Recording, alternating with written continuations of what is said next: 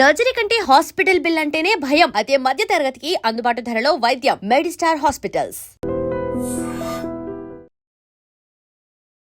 నమస్తే, welcome to I dream. నేను మీ ఝాన్సీ. అయితే చాలా మంది ఇప్పుడు ఫేస్ చేస్తున్న ప్రాబ్లం గ్యాస్ ట్రబుల్. చిన్నవాళ్ళని లేదు, పెద్దవాళ్ళని లేదు, మార్నింగ్ లేవగానే తేన్పుతూ ఉంటారు, ఏం తిన్నా కానీ పడట్లేదు, గ్యాస్ ఫామ్ అవుతుంది, స్టమక్ పెయిన్గా ఉందని ఇలాంటివన్నీ చెప్తూ ఉంటారు.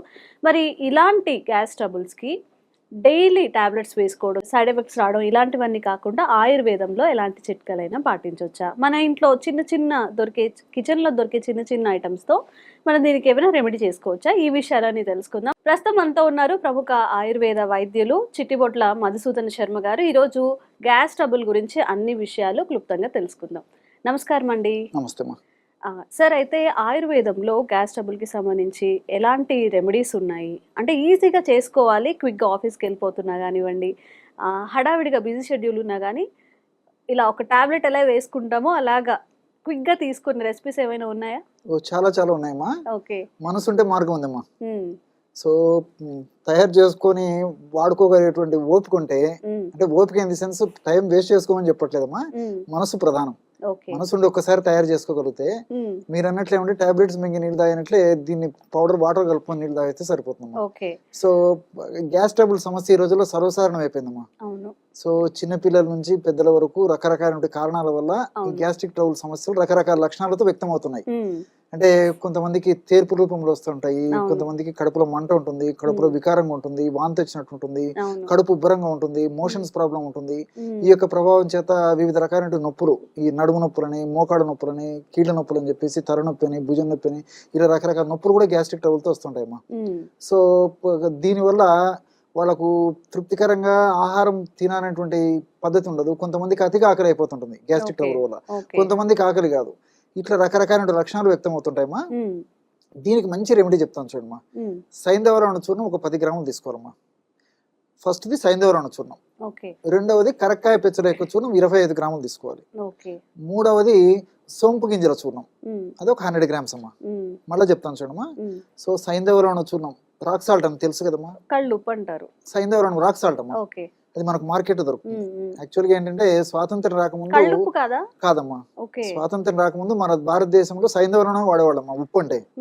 సరే స్వాతంత్రం రాకముందంతా, సో తర్వాత బ్రిటిష్ వాళ్ళు ఎంటర్ అయిన తర్వాత మనకు మామూలు ఉప్పు అలవాటు చేశారు, ఇది వాడుతున్నాము. అంత ముందు అంతా పూర్వకాలం అంతా ఇదే వాడుతున్న వాళ్ళం. సో మనకు దొరుకుతుందమ్మా అది. ఈ మధ్య కాలంలో ఆరోగ్య స్పృహ అవగాహన పెరిగిపోయింది కాబట్టి చాలా మంది మళ్ళీ సైంధవరాణాన్ని వాడేదానికి మొగ్గు చూపుతున్నారమ్మా. సో సైంధవరాణం చూర్ణము మనకు మార్కెట్ దొరుకుతుంది, గడ్డల రూపంలో దొరుకుతుంది, ఈజీగా పౌడర్ అయిపోతుందమ్మా. సో ఒక 10 గ్రామ్స్ సైంధవరాణ చూర్ణము, కరకాయ పిచ్చల యొక్క చూర్ణం ఒక 25 గ్రాములు, అదే విధంగా సోంపు గింజలమ్మా కాస్త వేయించేసేసి పౌడర్ చేసేసి ఒక 100 గ్రామ్స్ సోంపు గింజల చూర్ణం తీసుకోవాలి. ఇది పద్ధతి. లేదు డాక్టర్ గారు ఈ ఓపికలు ఎక్కడ ఉంటాయి, ఇవన్నీ తెచ్చుకోవడము, తూకాలు వేసుకోవడం చేయడం అంటే ఈ 3 కలిపేసి ఒక్కటిసారి మిక్సీ వేయచ్చు. ఎందుకంటే మీరు అడిగారు కదా ఇంతకుముందే. సో అది కూడా ఈజీగా మనకేంటంటే ఈజీ, త్వరగా అయిపోవాలి పని. సో ఈ 3 పదార్థాలు కలిపేసి ఒక్కసారి మిక్సీ వేసేసిన అంటే సైంధవరాణం చూర్ణము, తర్వాత కరక్కాయ పెచ్చులు, వాము 3 వేసిన పొడైపోతున్నామా. సో పౌడర్ అయిన తర్వాత జల్లి పెట్టేసేసి ఒక్కసారి గాసీసారి నిల్వ ఉంచుకుంటే మనం రెగ్యులర్ గా వాడుకోవడానికి ఉపయోగపడుతున్నామా. రోజు ఈ విధంగా చేసుకోవాల్సిన అవసరం లే, అయిపోయిన తర్వాత మళ్ళీ చేసుకుంటుండొచ్చు. సో రోజు కాస్త పొడిమా, ఉదయం పూట టిఫిన్ చేసిన తర్వాత ఒక స్పూన్ పొడి వాటర్ లో కలుపుకొని తీసుకోకపోవడం వల్ల ఆ రోజు అంతా ఎంత హ్యాపీగా ఉంటుందమ్మా. ఏ గ్యాస్ట్రిక్ ట్రబుల్ మందులు వాడాల్సిన అవసరం లేదు, యాంటాసిడ్స్ వాడాల్సిన అవసరం లేదు, గ్యాస్ట్రిక్ సిరప్స్ వాడాల్సిన అవసరం లేదు, హ్యాపీగా ఉంటుంది అనమాట. సో సమస్య ఎక్కువగా ఉంటే 2 సార్లు వాడుకోవచ్చు. సో అవసరాన్ని బట్టి రోజు ఒక్కసారి కానీ 2 సార్లు కానీ, ఉదయం పూట ఇంట్లో తీసుకొని పోయినా సరిపోతుంది టిఫిన్ చేసిన తర్వాత. లేదా ఆఫీస్ పోయి టిఫిన్ చేసేటువంటి పద్ధతి ఏదైనా ఉంటే టిఫిన్ చేసిన తర్వాత తీసుకోవచ్చు అమ్మా. నైట్ ఆహారం తర్వాత తీసుకోవచ్చు, ఒక్కొక్కసారి ఆహారానికి ముందు తీసుకోవచ్చు. అందుకే నేను మనసు ఉంటే మార్గం ఉంది, నా సమస్య తగ్గాలని అనుకుంటే దీన్ని ఏ పద్ధతిలోనే ఉపయోగించుకోవచ్చు. ఆహారాన్ని ముందు తీసుకోవచ్చు, ఆహారం తర్వాత తీసుకోవచ్చు, ఒక్కసారి తీసుకోవచ్చు, 2 సార్లు తీసుకోవచ్చు, పొద్దున్న సాయంత్రం ఈ విధంగా తీసుకోవచ్చు, ఉదయం రాత్రి తీసుకోవచ్చు. ఈ విధంగా ఏ పద్ధతిలో తీసుకోవచ్చమ్మా. ఈ యొక్క ఔషధాన్ని వాడుకోవడం వల్ల ఎలాంటి సైడ్ ఎఫెక్ట్స్ ఉండవు. రెండోది ఏంటంటే ఇప్పుడు మామూలు ఉప్పు వల్ల కొన్ని ఏదైనా ఇబ్బందులు ఎదురవుతాయి, కానీ సైంధవరణం మనం చాలా తక్కువ ప్రమాణంలో వాడాం కాబట్టి ఇందులో అనేక రకాలైన పోషకాంశాలు ఉంటాయి. ఈ గ్యాస్ తగ్గించేందుకు చాలా చక్కగా ఉపయోగపడుతుందమ్మా రాక్ సాల్ట్. సో దీంట్లో ఈ పొటాషియం ఇలాంటివి కూడా ఉంటాయి కాబట్టి అంత మిగతా ఉప్పుతో పోల్చుకుంటే అంత ఇబ్బంది పెట్టదు. సో ప్రమాణం కూడా చాలా తక్కువ ప్రమాణం వాడుకుంటున్నాం. అట్నే కరక్కాయ పెచ్చురమ్మా, ఇందులో టానిన్స్ అని చెప్పేసి, అరమినో గెరాక్టన్స్ అని చెప్పేసి, పాలిసాకరైడ్స్ అని చెప్పేసి రకరకాల ఈ కెమికల్స్ ఉన్నాయమ్మా.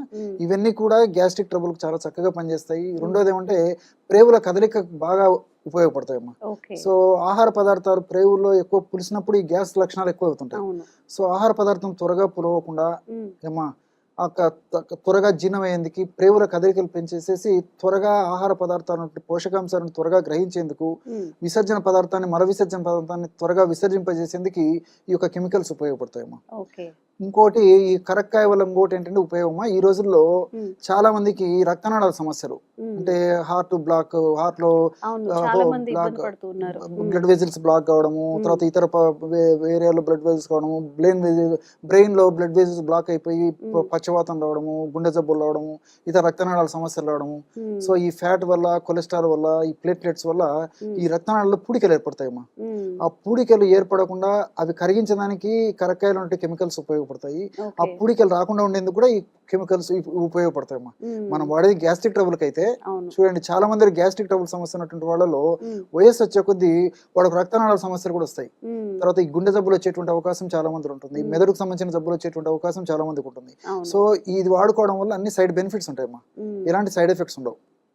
తర్వాత సోంపు గింజల గురించి చెప్పానమ్మా. ఈ సోంపు గింజల్లో అనథాల్ అని చెప్పేసి ఒక పదార్థం ఉంటుంది, తర్వాత ఫైబర్ ఉంటుంది, తర్వాత పాలిఫినాల్స్ అనేటువంటి రసాయన పదార్థాలు ఉంటాయి. ఇవన్నీ కూడా గ్యాస్ ను తగ్గించడమే కాకుండా ప్రేవుల కదలికలను బాగా చేసేసి మోషన్ ఫ్రీగా ఎందుకు ఉపయోగపడమే కాకుండా మనం తీసుకున్నటువంటి ఆహార పదార్థాలు పోషకాంశాలను చక్కగా మన ప్రేవులు పీల్చుకునేటట్టు కూడా ఈ యొక్క పదార్థాలు ఉపయోగపడతాయి. అంత అద్భుతంగా పనిచేస్తుంది అనమాట. సో ఈ అనథాలు ప్రేవుల కదలికలు పెంచుతుంది. ఫైబర్ వచ్చేసేసి మన కడుపులో ఉన్నటువంటి మంచి బ్యాక్టీరియాకు ఆహారంగా ఉపయోగపడుతుందమ్మా. సో ఎప్పుడైతే మంచి బ్యాక్టీరియాకు ఆహారంగా ఉపయోగపడుతుందో ఆ బ్యాక్టీరియా కూడా మన దేహానికి చాలా ఉపయోగపడుతుంది. తర్వాత ఈ యొక్క రక్తనాళాల సమస్యలు రాకుండా కూడా పరోక్షంగా మంచి బ్యాక్టీరియా ఉపయోగపడుతుంది. గుండె జబ్బులు రాకుండా ఉపయోగపడుతుంది, మెదడు జబ్బులు రాకుండా ఉపయోగపడుతుంది. అదే విధంగా ఈ యొక్క మంచి బ్యాక్టీరియా ఎప్పుడైతే మన బాడీలో బాగా ఉత్పత్తి అయిందో అప్పుడు ఈ హ్యాపీ హార్మోన్స్ బాగా ఉత్పత్తి అవుతాయి మా బాడీలో. సో సెరోటోనిన్, డోపమిన్ ఇలాంటి మంచి మంచి హార్మోన్స్ బాగా ఉత్పత్తి అయినప్పుడు మనం యాక్టివ్ గా, ఆనందంగా, ఉల్లాసంగా, ఆహ్లాదంగా ఉండేదానికి అవకాశం ఏర్పడుతుందమ్మా. సో మల్టిపుల్ బెనిఫిట్స్ ఉంటాయి అన్నమాట దీనివల్ల. అదేవిధంగా పాలిఫినాల్స్ అనేటువంటి యొక్క కెమికల్స్ ఏం చేస్తాయంటమ్మా, ఈ యొక్క ప్లేట్లెట్స్ వల్ల కానీ, ఫ్యాట్ వల్ల కానీ, కొలెస్ట్రాల్ వల్ల కానీ, ఈ బ్లడ్ వెజిల్స్ లో, రక్తనాళాల్లో ఈ బ్లాక్ కాకుండా, పేరుకోకుండా ఇవి ఉపయోగపడతాయి. పేరుకున్నటువంటి పదార్థాలను కరిగించేందుకు కూడా ఉపయోగపడతాయి. సో నేను అందుకంటే ప్రతిసారి స్ట్రెస్ చేసి చెప్పేది మల్టిపుల్ బెనిఫిట్స్ న్యాచురల్ మెడిసిన్స్ ఉంటాయమ్మా. సో మనం దీర్ఘకాలం పాటు వాడినప్పటికీ ఎలాంటి ప్రాబ్లం ఉండదు, అన్ని సైడ్ బెనిఫిట్స్ ఉంటాయి, సైడ్ ఎఫెక్ట్స్ ఉండవు, క్షేమదాయకంగా వాడుకోవచ్చు. ఏమో మీరు అన్నట్లు స్పాట్ లో వాడుకోదగ్గ దివ్యమైనటువంటి ఔషధం అమ్మా. అలా వాడుకుంటుంటే గ్యాస్ట్రిక్ ట్రబుల్ సంబంధించినటువంటి అన్ని సమస్యలు తగ్గిపోతాయి. చిన్నపిల్లలు అయితే డోస్ తగ్గించుకొని వాడుకుంటే సరిపోతుంది. సంతోషం అండి, చాలా మంచి విషయాలు చెప్పారు. నమస్కారం.